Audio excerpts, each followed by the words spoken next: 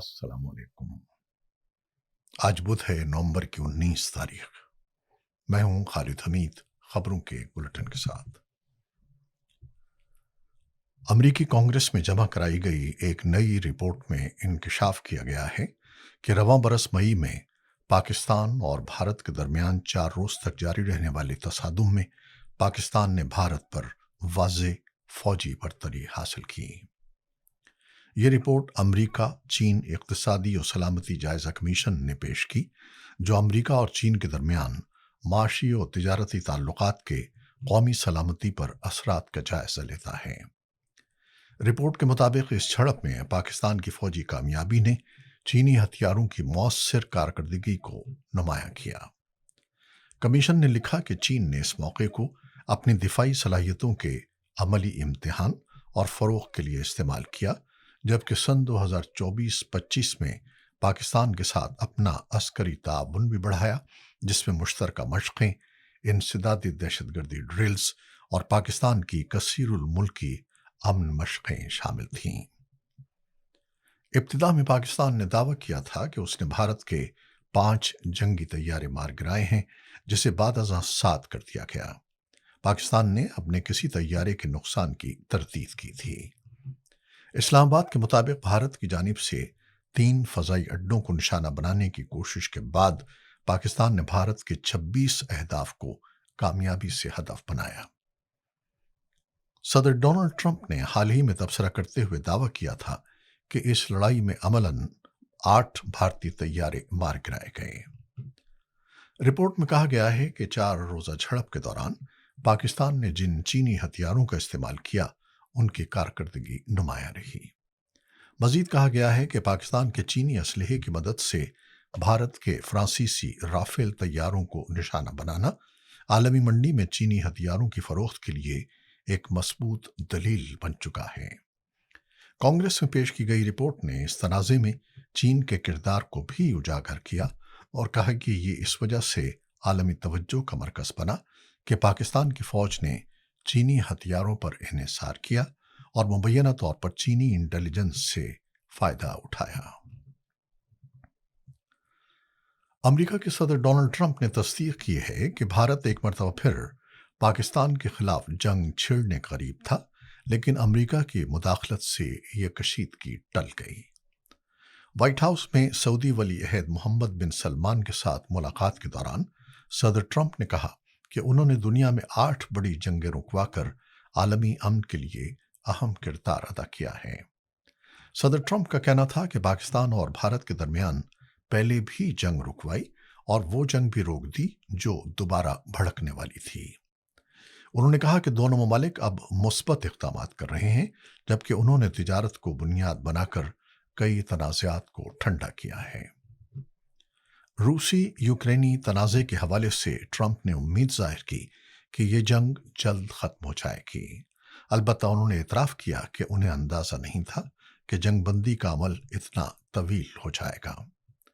Trump نے صحافیوں سے گفتگو میں کہا کہ ایران جوہری معاہدے کا خواہش مند ہے اور وہ خود بھی اس کے لیے تیار ہیں۔ انہوں نے تصدیق کی کہ ایران کے ساتھ ابتدائی سطح پر بات چیت کا آغاز ہو چکا ہے۔ امریکہ کے صدر نے سعودی ولی عہد کے اعزاز میں وائٹ ہاؤس میں خصوصی عشائیہ دیا، جس میں ایلن مسک اور کرسٹیانو رونالڈو نے بھی شرکت کی۔ تقریب سے خطاب کرتے ہوئے ٹرمپ نے اعلان کیا کہ سعودی عرب کو امریکہ کا اہم نان نیٹو اتحادی قرار دے دیا گیا ہے۔ انہوں نے بتایا کہ دونوں ممالک کے درمیان اسٹریٹجک دفاعی معاہدے پر دستخط ہو چکے ہیں اور امریکہ سعودی عرب کے ساتھ دیرینہ تعلقات کو مزید مضبوط بنانا چاہتا ہے۔ ٹرمپ نے کہا کہ مشرق وسطیٰ میں دیرپا امن کے قیام کے بہت قریب پہنچ گئے ہیں اور موجودہ حالات کے مقابلے میں غزہ اب زیادہ محفوظ ہے۔ ان کے مطابق غزہ بورڈ آف پیس میں متعدد ممالک کے سربراہان شامل ہوں گے۔ اس موقع پر ٹرمپ نے تصدیق کی کہ حماس کی جانب سے مزید یرغمالیوں کی لاشیں اسرائیلی خاندانوں کے حوالے کر دی گئی ہیں۔ ملاقات کے بعد جاری وائٹ ہاؤس اعلامیہ کے مطابق امریکہ اور سعودی عرب کے درمیان سول نیوکلیئر معاہدے پر اتفاق ہو گیا۔ ساتھ ہی امریکہ نے سعودی عرب کے لیے बड़े दिफाई पैकेज की मंजूरी भी दी है, जिसके तहत सऊदी अरब को F-35 लड़ाका तैयारे फराहम किए जाएंगे, जबकि तकरीबन 300 अमरीकी टैंक भी खरीदे जाएंगे। सदर ट्रंप से मुलाकात के बाद मीडिया से गुफ्तगू में सऊदी वली अहद मोहम्मद बिन सलमान ने कहा कि वो फ़लस्तीन और इसराइल के लिए पायदार अमन के ख्वाह हैं और अब्राहीमी मुआहदे का हिस्सा बनने के ख्वाहिशमंद हैं। उनका कहना था कि दो रियासती हल को महफूज बनाना उनकी अव्वलीन तरजीह है। वली अहद के मुताबिक इस हवाले से सदर ट्रंप के साथ उनकी बहुत अच्छी गुफ्तगू हुई है। ट्रंप ने भी तस्दीक की कि दिफाई मुआहदे पर दोनों ममालिक तकरीबन मुत्तफिक हो चुके हैं। अब्राहम एकॉर्ड के बारे में उन्होंने कहा कि सन 2020 में UAE, बहरीन, बातज़ा मराकश और सूडान ने इसराइल के साथ ताल्लुकात मामूल पर लाने के समझौतों पर दस्तखत किए थे। हाल ही में सदर ट्रंप ने ऐलान किया था कि कजाकिस्तान भी इस मुआहदे में शामिल हो रहा है और मजीद ममालिक भी शामिल हो जाएंगे। उधर इसराइल ने जंगबंदी मुआहदे को नज़रअंदाज करते हुए लबनान के जुनूबी इलाकों में फ़ज़ाई हमले किए हैं, जिनमें 13 अफराद जाँ बहक और मुतअद्दिद ज़ख्मी हो गए। जुनूबी लबनान में एक गाड़ी पर फ़ज़ाई हमले में एक शख्स हलाक हुआ, जबकि फ़लस्तीनी पनागुज़ीन कैंप पर हमले में हलाकतों की तादाद 13 तक जा पहुंची। लबनानी वज़ारत सेहत ने तस्दीक की है कि सैदौन में पनागुज़ीनों के ज़ेर इस्तेमाल ओपन स्पोर्ट्स ग्राउंड को निशाना बनाया गया। इसराइली फ़ौज ने दावा किया कि कार्रवाई के मकाम पर हमास के अरकान मौजूद थे, ताहम इस दावे के कोई सबूत पेश नहीं किए गए। फ़लस्तीनी तंजीम हमास ने इसराइली इल्ज़ाम को मुस्तरद करते हुए कहा कि हमला मुकम्मल तौर पर बेगुनाह पनागुज़ीनों पर किया गया। गुज़श्ता साल इसराइल और लबनान के दरमियान जंगबंदी मुआहदा हुआ था, मगर इसके बावजूद इसराइली हमलों का सिलसिला जारी है। यूक्रेन की कौमी पुलिस के मुताबिक रूसी ड्रोन और मिसाइल हमलों में कम से कम 16 अफराद हलाक हो गए हैं और दर्जनों जख्मी हुए हैं। हमले बुध की रात उस वक्त किए गए जब यूक्रेनी सदर व्लादिमीर ज़ेलेंस्की तुर्की पहुंचने वाले थे। ज़ेलेंस्की ने बताया कि रूस ने इस ताज़ा कार्रवाई में 470 से ज़ायद ड्रोन्स और 48 मिसाइल दागे हैं। ट्रंप इंतज़ामिया रूस की मुशावरत से यूक्रेन जंग ख़त्म करने का खुफिया मंसूबा तैयार कर रही है। अमरीकी मीडिया के मुताबिक ट्रंप इंतज़ामिया यूक्रेन जंग के खात्मे के लिए खुफिया मंसूबा बना रही है, जिसकी क़यादत अमरीकी खुसूसी एलची स्टीव विटकॉफ कर रहे हैं। मंसूबा रूस की मुशावरत से तैयार हो रहा है। अमरीकी एलची ने रूसी सफ़ीर और यूक्रेनी सदर के सिक्योरिटी एडवाइज़र से मुलाकातें की हैं। रिपोर्ट के मुताबिक 28 निकाती अमन रोड मैप में यूक्रेन की सलामती, यूरोप का मुस्तकबिल और अमरीका के रूस और यूक्रेन से ताल्लुकात शामिल हैं।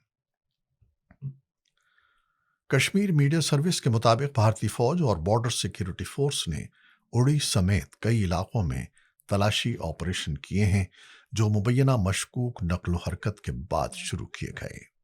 अब तक किसी जानी या माली नुकसान की इत्तला नहीं मिली। टॉपर करीरी में भारतीय फोर्सेस ने एक चीनी साख्ता ग्रेनेड मिलने का दावा किया है। उधर जम्मू की कोट भलवाल जेल में भी छापे मारे गए, जहां 600 से ज़ायद कैदियों, जिनमें हुर्रियत रहनुमा भी शामिल हैं, उनसे पूछगछ की गई है। सिख फॉर जस्टिस के रहनुमा गुरबख्श सिंह ने ऐलान किया है कि कनाडा ने खालिस्तान रेफरेंडम की बाज़ाब्ता इजाज़त दे दी है। रेफरेंडम 23 नवंबर को ऑटवा के ब्लिंग्स स्टेट में मुनक़िद होगा। गुरबख्श सिंह ने सिख बिरादरी से अपील की कि वो भारतीय कब्जे से पंजाब की आज़ादी के लिए अपने हक़ राय दही इस्तेमाल करें। क्रिकेट